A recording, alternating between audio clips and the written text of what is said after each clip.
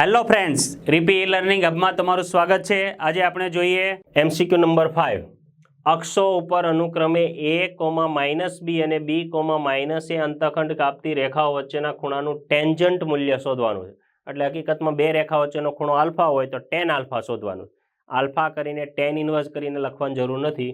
Tangent એટલે ધારો કે બે રેખા વચ્ચેનો ખૂણો આલ્ફા હોય તો આપણે શોધવાનું છે tan આલ્ફા। tan આલ્ફા કેટલા? તો આ શું કહેવા માંગે, અક્ષો ઉપર a, -b અંતઃખંડ કાપે એટલે x અંતઃખંડ a છે અને y અંતઃખંડ -b છે। x અંતઃખંડ a અને y અંતઃખંડ -b। તો હું તમને પહેલા અંતઃખંડો વાળી થિયરી આપણે જરાક જોઈ લઈએ કે ધારો કે કોઈ રેખા આપેલી હોય, x અક્ષને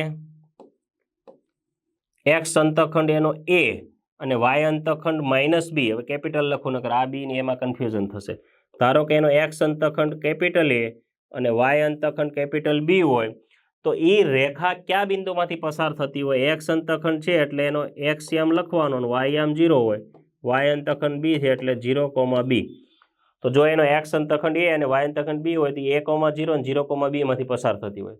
તો આનો x અંતઃખંડ A અને y અંતઃખંડ -b તો કેમાંથી પસાર થાય? a, 0 અને 0, -b માંથી। એ જ રીતે બીજી રેખા છે, એનો x અંતઃખંડ b છે અને y અંતઃખંડ -a, તો આ b, 0 અને 0, -a માંથી પસાર થતી। એટલે એના બેના ઢાળ આપણે એ રીતે શોધી લેશું। તો પહેલી રેખા L1 માટે વાત કરીએ। L1 એ રેખા છે જે એનો x અંતઃખંડ a અને y અંતઃખંડ -b છે।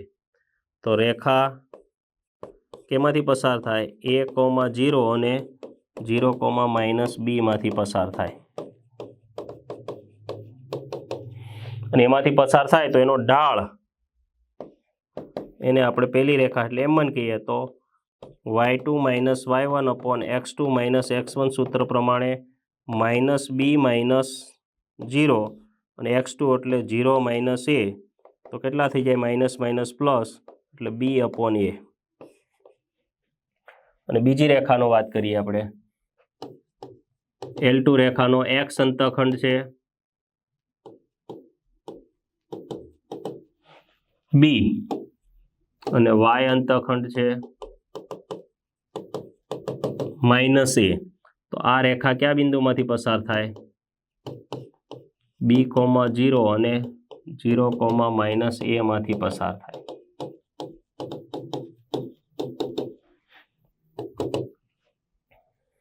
તો આનો ઢાળ કેટલો થાય?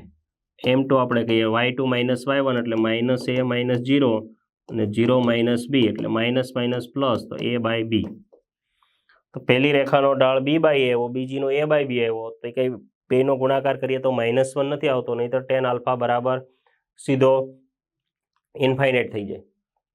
તો આપણે હવે tan આલ્ફાનું સૂત્ર મૂકી દઈએ, tan આલ્ફા બરાબર m1 - m2 upon 1 plus m1 m2। તો m1 એટલે b/a, m1 એટલે b/a અને m2 એટલે a/b, તો 1 પ્લસ b/a ઇન્ટુ a/b। આનો લસા લઈએ, અંશનો લસા ab, છેદનો લસા પણ ab। તો b વડે અહીં ગુણો એટલે b² - a² upon ab plus ab। આનો લસા અહીં ગુણ્યા ab અને આ ab।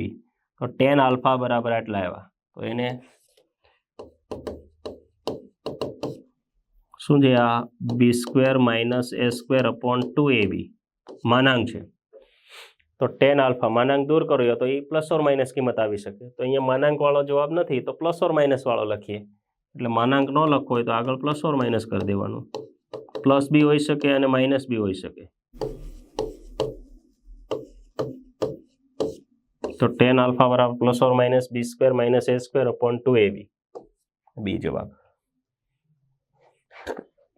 ઢાળ શોધવાનું મહત્વનું તો ખાલી આ બે અંતઃખંડો છે તો આ બે બિંદુમાંથી પસાર થાય તો બે બિંદુ વાળી રેખાનું ઢાળ શોધવાનું સૂત્ર આ છે। એ જ રીતે બીજી રેખાના અંતઃખંડો આવા છે તો આ બે બિંદુમાંથી પસાર થાય, એનો ઢાળ a/b।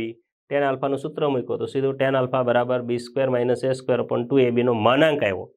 પણ ઓપ્શનમાં માનાંક ક્યાંય નથી એટલે માનાંક છૂટો પડે નાખીએ તો પ્લસ ઓર માઇનસ કિંમત આવે, એટલે પ્લસ ઓર માઇનસ। એના પછી XY બરાબર 0 વડે દર્શાવાતી રેખાઓ વચ્ચેનો ખૂણો, આ બે રેખાઓ છે આપણને અત્યારે દેખાતી ના હોય પણ XY બરાબર 0 વડે દર્શાવાતી રેખાઓ વચ્ચેનો ખૂણો તો એકદમ સિમ્પલ છે. અહીં XY બે રેખાઓની સંહતિ એટલે જોડું સમીકરણ યુગ્મ કહેવાય. XY બરાબર 0 નો મતલબ શું થાય? X બરાબર 0 અથવા Y બરાબર 0. બેનો ગુણાકાર 0 હોવાનો મતલબ કાં તો X0 હોય કાં Y0 હોય. હવે X0 અને Y0 તો કોઈ સમીકરણ આવી ગયા. X બરાબર 0 એટલે શું થઈ ગયું? આ Y અક્ષ થઈ ગયું. Y અક્ષનું સમીકરણ. Y બરાબર 0 એટલે આ તો X અક્ષ થઈ ગઈ. તો આ બે રેખાઓ તો પરસ્પર લંબ હોય. X બરાબર 0 અને Y બરાબર 0 એકાબીજાને અક્ષો તો લંબ જ હોવાની. આ જે છે એ Y બરાબર 0 કહેવાય, આ જે છે એ X બરાબર 0 કહેવાય. બે વચ્ચેનો ખૂણો કેટલો બને? 90. એકદમ સિમ્પલ છે. એના પછી જો રેખાઓ y = 3x + 1 અને 2y = x + 3 એ રેખા y બરાબર mx + 4 સાથે સમાન માપના ખૂણા બનાવે તો એમનું મૂલ્ય કેટલું? રેખાઓ આ રેખા સાથે સમાન માપના ખૂણા બનાવે તો એમનું મૂલ્ય કેટલું હશે? એટલે આ હકીકતમાં આને હું ધારો કે L1 કહું, આને હું L2 કહું અને આને હું L કહું તો કેવી પોઝિશન હશે? આ L1 y બરાબર 3x સમાંતર તો નથી, આ L1 અને L2 તો આ રેખા છે આ બે સાથે સમાન માપના ખૂણા બનાવે. બે રેખા સાથે સમાન એટલે એ તો દ્વિભાજક થઈ ગયો, ખૂણાનો દ્વિભાજક જ થઈ ગયો. કે ધારો કે આ બે રેખા વચ્ચેનો ખૂણો છે તો એક્ઝેક્ટ વચ્ચેથી પસાર થતી હશે આ રેખા. આ L જે છે આ ખૂણો અને આ ખૂણો આ બે કેવા છે? સમાન. ધારો કે આને આલ્ફા હોય તો આ પણ આલ્ફા. બે રેખા સાથે સમાન માપના ખૂણા બનાવતી રેખા આ ત્રીજી હોય તો એમની કિંમત કેટલી હશે? તો આપણે પહેલી રેખા, આ બીજી રેખા અને આ ત્રીજી રેખા L, તો આપણે શું કરશું કે આ રેખા અને આ રેખા વચ્ચેનો ખૂણો એ જ આ રેખા અને આ રેખા વચ્ચેનો ખૂણો, બેના ખૂણાના માપ કેવા છે? સરખા. આલ્ફા હોય તો બે આલ્ફા, બીટા હોય તો બે બીટા, અથવા આને આલ્ફા કહો આને બીટા કહો તો આલ્ફા બરાબર બીટા. અલગ અલગ કેવું હોય તો એ રીતે કહીશ. તો આપણે અત્યારે હું આને L1 કીધું, આને L2 કીધું, આને L કીધું. તો L1 અને L2 સાથે સમાન માપના ખૂણા બનાવતી રેખા L છે અત્યારે અહીંયા L. તો આપણે શું કરીએ? L1 અને L વચ્ચેનો ખૂણો અને L2 અને L વચ્ચેનો ખૂણો શોધી લઈએ. તો પહેલા L1 લખું છું. y = 3x + 1 તો આને પ્રમાણિત રૂપમાં લખવું હોય તો 3x - y + 1 = 0. આનો ઢાળ m1 બરાબર -a/b સૂત્ર મુજબ -3/-1 એટલે 3. અને બીજી રેખા જે L છે એનો ઢાળ તો આપણને ખબર જ છે કે y બરાબર mx + 4. આ તો y બરાબર mx + c પ્રકારનું છે તો આનો ઢાળ m2 કહીએ તો એ એમ જ છે. y બરાબર mx + c સાથે સરખા એટલે બીજી રેખાનો ઢાળ તો એમ જ છે. તો આ બે વચ્ચેનો ખૂણો tan આલ્ફા બરાબર m1 - m2/1 + m1 m2. તો m1 એટલે 3 -m/1 + 3m. આ tan આલ્ફા થઈ ગયો. એ કોણ? તો L1 અને L વચ્ચેનો ખૂણો એટલે L1 અને L વચ્ચેનો ખૂણો એટલે આ. અને હવે આપણે L2 અને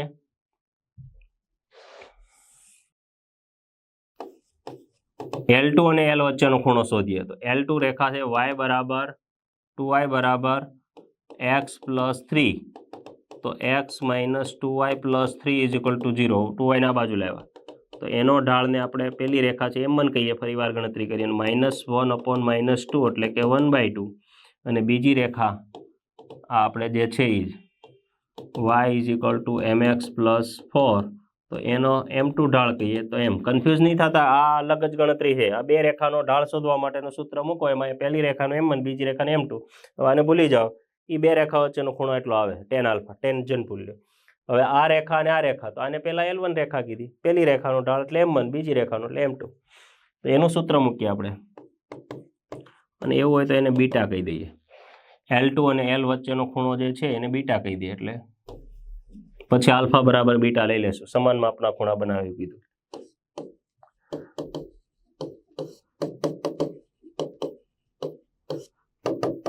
M1 એટલે 1/2 માઇનસ M2 એટલે M, અને અહીંયા 1 પ્લસ 1/2 ઇન્ટુ M.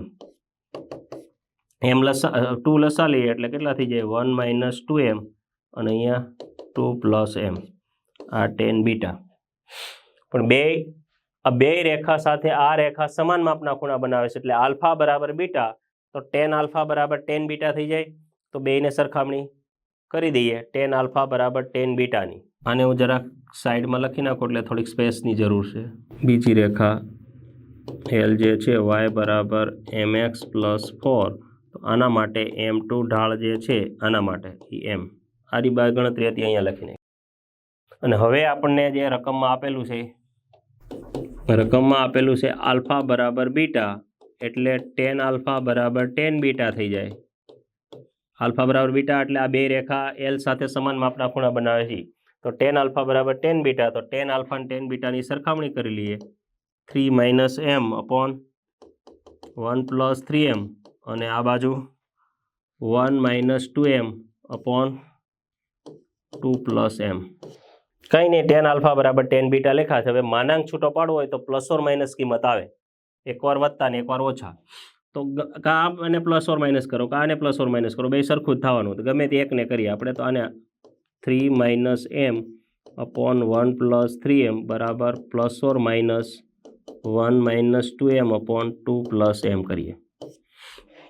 એકવાર વત્તા ને એકવાર ઓછા. તો પહેલી વાર વત્તાવાળી ગણતરી કરીએ, તો 3 minus M upon 1 plus 3M બરાબર 1 minus 2M upon 2 plus M. પહેલાં પ્લસવાળી ગણતરી કરીએ, પછી માઇનસવાળી વિચારશું. ચોકડી ગુણાકાર કરો, અને અહીંયા અને અહીંયા ગુણો. તો અહીંયા ગુણો તો કેટલા થઈ જાય? 3 દૂને 6 વત્તા 3 ગુણ્યા M એટલે 3M. M ઇન્ટુ 2 એટલે માઇનસ 2M ને માઇનસ M સ્ક્વેર. સામેની બાજુ ગુણાકાર કરો તો 1 ઇન્ટુ 1 એટલે 1 માઇનસ 2M, ને 3M ઇન્ટુ 1 એટલે 3M માઇનસ 6M સ્ક્વેર. તો પ્લસ 3M માઇનસ 2M જાય તો એ 6, અને આ 1 અહીં માઇનસ M સ્ક્વેર. આ માઇનસ M સ્ક્વેરને આ બાજુ લેવાની, એકને આ બાજુ લાવો એટલે 5 is equal to minus 5M square. Therefore 5 cancel, તો M સ્ક્વેર બરાબર માઇનસ 1. M સ્ક્વેર બરાબર માઇનસ 1 તો શક્ય નથી. કોઈનો વર્ગ કોઈ દિવસ ઋણ હોઈ શકે નહીં, એટલે આ શક્ય નથી.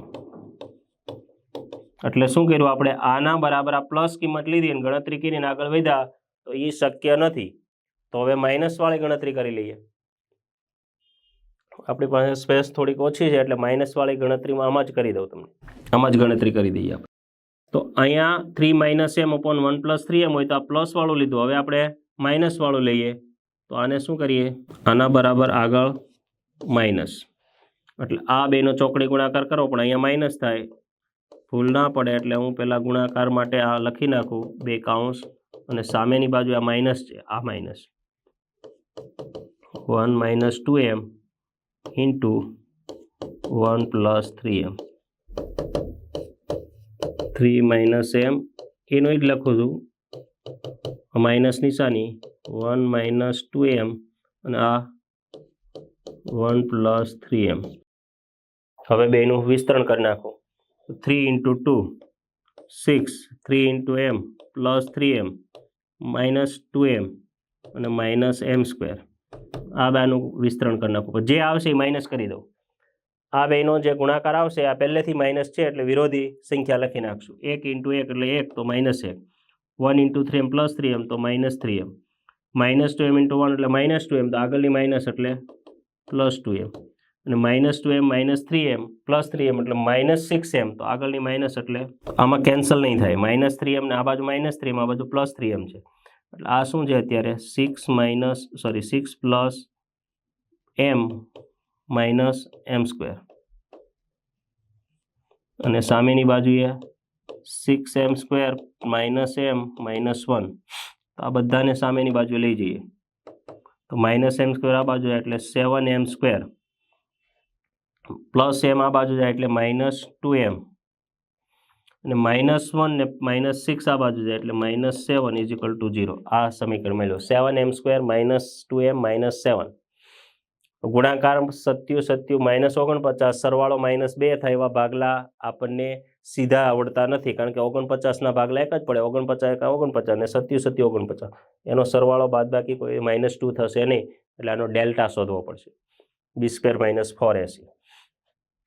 તો a એટલે 7, b એટલે -2 અને c એટલે -7. તો d બરાબર b² - 4ac. b² એટલે 4, a એટલે 7 ને c એટલે -7.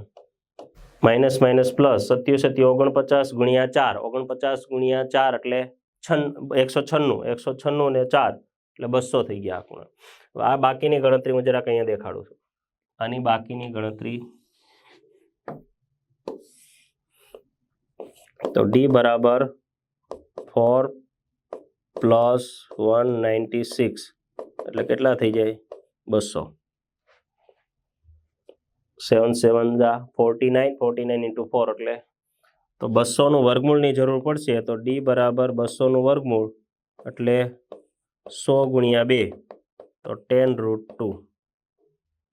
અને હવે સમીકરણના બીજ m એનું દ્વિઘાત સમીકરણ, એમમાં દ્વિઘાત સમીકરણ છે તો એમનું સૂત્ર મૂકી દો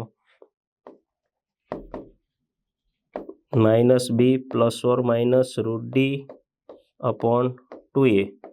-b એટલે -2 √d એટલે 10√2 અને 2 × a એટલે 7. આમાં 10માં પણ 2 હોય ને નીચે પણ 2 હોય, 2 કોમન કાઢીને ઉડાડી દઈએ એટલે કેટલા વધે? 1 ± 5√2 આમાંથી 2 છે એટલે 7. તો એમની કિંમત 1 ± 5√2/7. 1 ± 5√2, 2√5 નહીં, એ ઓપ્શન. થોડોક લેન્ધી થયો, અઘરું કંઈ નથી. ફરી વાર જો શું કીધું છે, L1 રેખા અને L2 રેખા સાથે સમાન માપનો ખૂણો બનાવતી રેખા L છે. તો આપણે L1 અને L વચ્ચેનો ખૂણો શોધી લીધો tan આલ્ફાની મદદથી. તો tan આલ્ફા બરાબર એટલા આવ્યા. L2 અને L વચ્ચેનો જે ખૂણો શોધ્યો એને બીટા કીધો, તો એ tan બીટા એટલા આવ્યા. પણ રકમમાં કીધું છે કે બે રેખા L સાથે સમાન માપના ખૂણા બનાવે છે, એટલે આલ્ફા બરાબર બીટા આપેલું છે. તો આલ્ફા બરાબર બીટા હોય તો tan આલ્ફા બરાબર tan બીટા થઈ જાય. તો tan આલ્ફાની કિંમત આ અને tan બીટાની કિંમત આ, બે ઇક્વલ કરી દીધી. પછી માનાંક છૂટો પાડ્યો તો ± આવે, એટલે એકવાર વધતા ને એકવાર ઓછા. તો આપણે પ્લસની ગણતરી કરી તો એમની કિંમત m² બરાબર -1 આવ્યા. એ શક્ય નથી, એટલે એ આપણે કેન્સલ કરી દીધું. તો પછી માઇનસવાળી ગણતરી કરી. આનો આ જો માઇનસ અહીંયા લીધેલું છે, તો આને માઇનસ વાળો ગુણાકાર, ચોકડી ગુણાકાર કર્યો અને સાદુરૂપ આપ્યું તો દ્વિઘાત સમીકરણ આવ્યું. દ્વિઘાત સમીકરણ ડાયરેક્ટ ઉકેલ ન મળ્યો, એટલે આપણે એનો ડેલ્ટા શોધવો પડ્યો અથવા ડી. પછી ડી શોધીને એના બીજ મેળવા એટલે જવાબ આવ્યો 1 ± 5√2/7. તો આ રેખાના બે રેખા વચ્ચેનો ખૂણો અને એના દ્વિભાજક રેખાને લગતા સમીકરણો અને એના ઉકેલ માટેના જે MCQ જોયા. હવે બીજા આવા MCQ તમે જાતે ટ્રાય કરજો, અને આ MCQમાં ના સમજ પડી હોય તો વિડીયો વારંવાર જોવાનો, આઈડિયા આવી જાય. ના આવે તો અમને કોમેન્ટ કરજો, અમે શક્ય એટલો એનો ઉકેલ શોધીને આપના સુધી પહોંચાડીશું. Thank you.